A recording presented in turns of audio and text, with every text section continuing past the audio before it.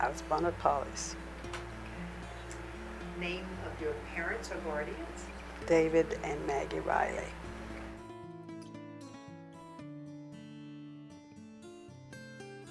I have 2 sisters and a brother. Well, I had one sister that's passed, Okay. so I would be number 4. There were 5 of us, so I fall as number 4. Okay.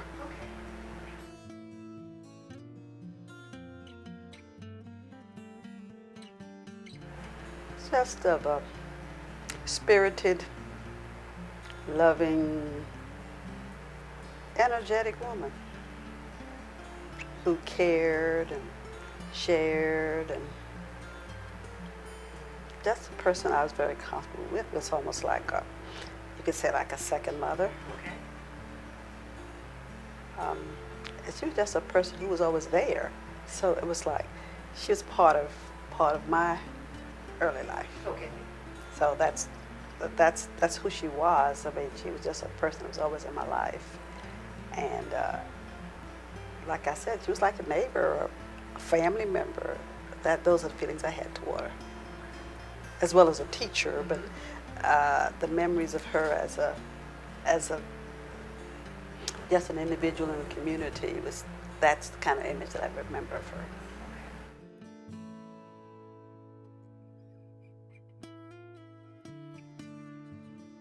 I'm going to say, my time is not correct, but I'm close, I think. I'm going to say roughly my day started at 9. Since I didn't live far away, I walked to school with my sisters were older, so pretty much. And my brother didn't want to, he's younger than me, he didn't really want to walk to school with me, so I waited for my friends. And we would all walk to school together. And we started our day by, we had, well, depends on who got there early. The early ones got to play longer. And let's say if the day started at 9 o'clock, I probably got there like 8:45. Okay. So I would have 15 minutes to play. And then once we had to go into the room for school, we began with prayer because it was a church-related school. And then whatever assignment she had, different groups would have their individual assignments, and you knew that you had, whatever your assignment was, you had to get to it, do it, and when that was done, you could read or probably help a younger one with theirs, or a person in your group who might have been struggling. We did a lot of that. We helped each other because it was just expected that everybody, of course, now we know everybody had to learn at the same speed, but we didn't realize it back then that, some of us were ahead of each other. We didn't know that. We just thought that, well, Bill needed a little more help with this, so Bill got the extra help. And let's see, once we got the day started, we would do our assignment, and in the middle of the day, we would have lunch as they do now. And then we would end the day with going back to major assignments. And when they ended, we probably played a little on the way home also. So play was good, play was important. And I don't think the kids, they don't need to play as much as we did, but play is good. And of course we had assignments you had to do at home, and you expected to get those assignments. You know that had to be done, so you did it.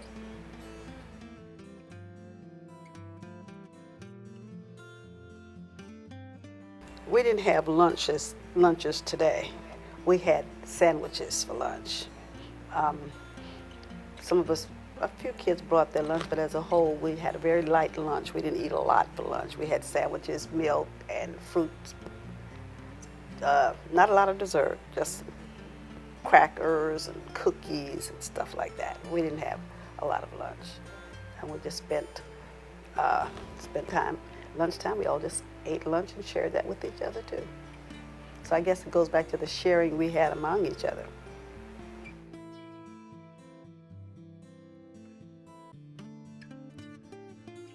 We did, again I said because you were young, we loved jump rope, we did hopscotch, we played, I guess today it's softball, but I particularly liked hopscotch and jumping rope, and those are the three that stand out in my mind.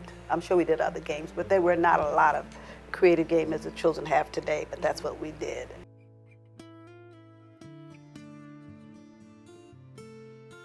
Now we were pretty much separated. She kept us away from each other a lot. You know, the girls play their games and the boys play their games, and occasionally we would play together, but she did not encourage a lot of mixing. Because I guess she just didn't, that was her. She just didn't encourage a lot of mixing. So we knew, but of course, you know, you'd have to sneak a little talk to a boy and sneak a little conversation over here. You had to do that. But that's part of growing up, yeah. I like biographies and history. Probably historical biographies more than the other. When did you first learn that was your love? Early on or later? Probably later. Probably later. I knew I was doing it, but I guess that was me. So I didn't really put it together what I liked as much until later. But that's what I gravitated toward.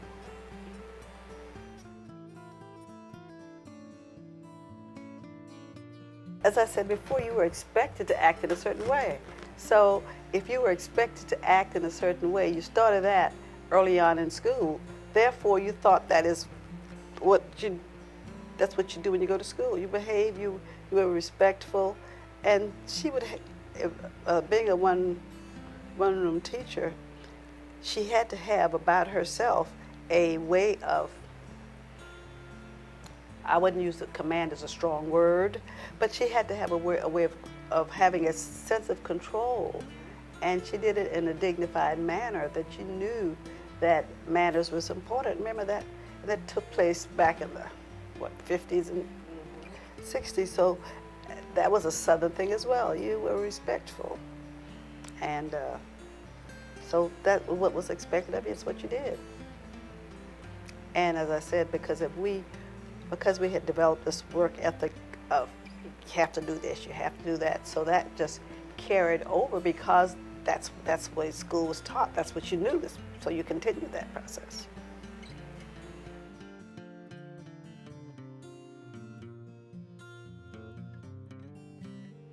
As a teacher, she expected high expectations. She would just present the material in an interesting way, and you had to. I think she wanted you to learn, you were expected to learn, therefore you did it. It was no, I don't want to do that today. No, that was your task. You came to school to learn. So when she put the material there, you learned it. She had an ease about herself in which she presented the material, ease and interesting, which made you, I guess, you were just eager to learn and to give what it is she wanted to impact or impart to you.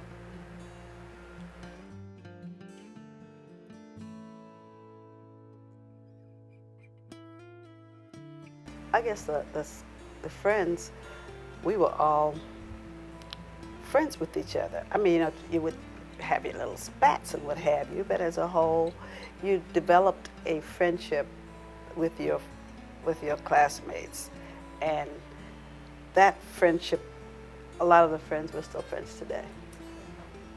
We don't see a lot of each other, but when we see each other, it's that special love that we have to share with each other.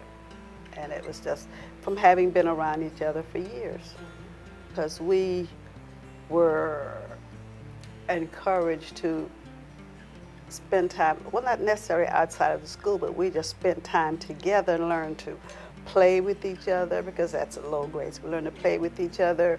We learned to trust each other. And we learned to, I guess I use the word, protect and look out for each other, because you had that little tight bond. So those are things that we learned from just being around each other, not realizing Now we realize what it is, but at the time it was just a thing where it was there.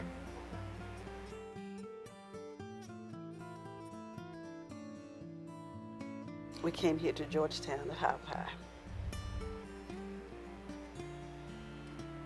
And it was important that everybody, it was a community thing as well as a personal thing, that we not end our education.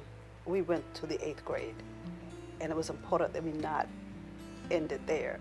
That too was subtle. You just were expected to go to high school. You were expected to graduate.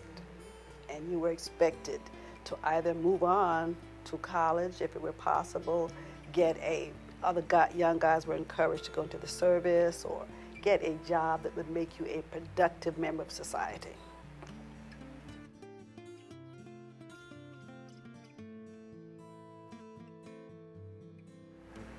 She was just, I said, she was always there, supporting, encouraging, and that stuff, you know.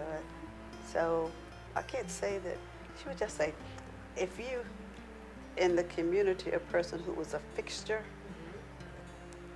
I saw her as a fixture, I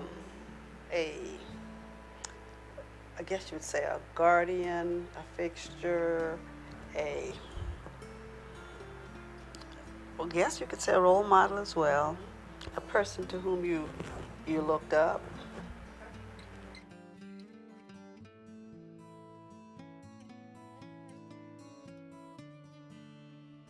Probably goes back to what I said before. Because we were a rural, poor community, we knew that education was important. And in order for us to get away or to do something better than living at Pawleys, you had to have an education.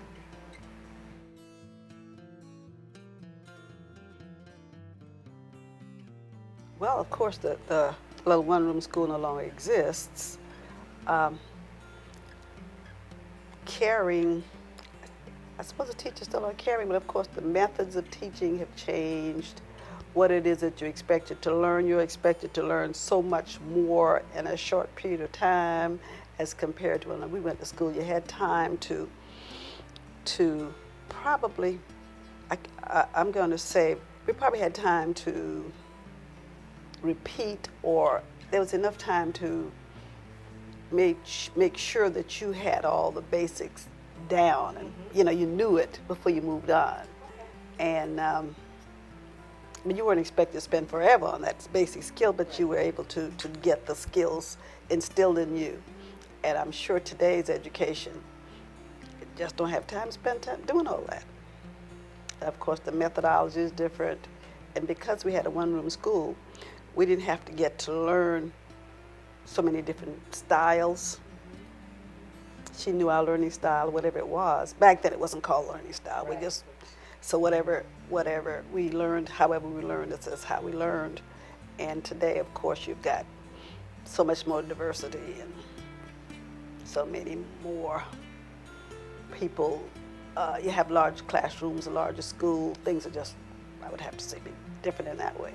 It is more knowledge. The things that the children have to learn today, there's no comparison to what we had to learn, and it amazes me how they absorb it all, especially the little ones. I saw this little boy. I was observing him, and he must have been about 2, maybe 1.5, 2. He was so comfortable with that computer. He was having himself a good time, and I know that that's one of the major differences, technology.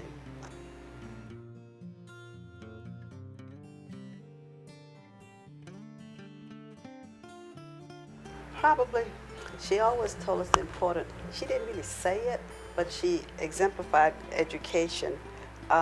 She would say, well, when you go to college, this is what will happen, and you need to, we were just expected to go. It was a subtle way of saying, you need to go to college, and subtle in that. She would say things like, you have to really dig, I read it was dig, to get this, because one day you're going to need it. You have to dig. Of course, everybody we have this. She says, you know, never say I can't, I will always try, but she also said you have to dig to get this stuff. And as a result, I guess we just learned how to dig.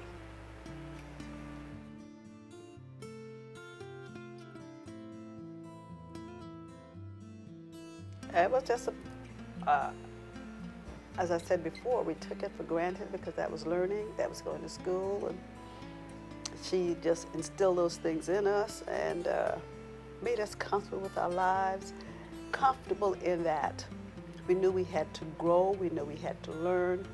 It was also a safe environment, and I think if you live in a safe environment, a loving environment, that too added to the learning, the loving, the sharing. And I don't know if the children have that safe environment today that we had.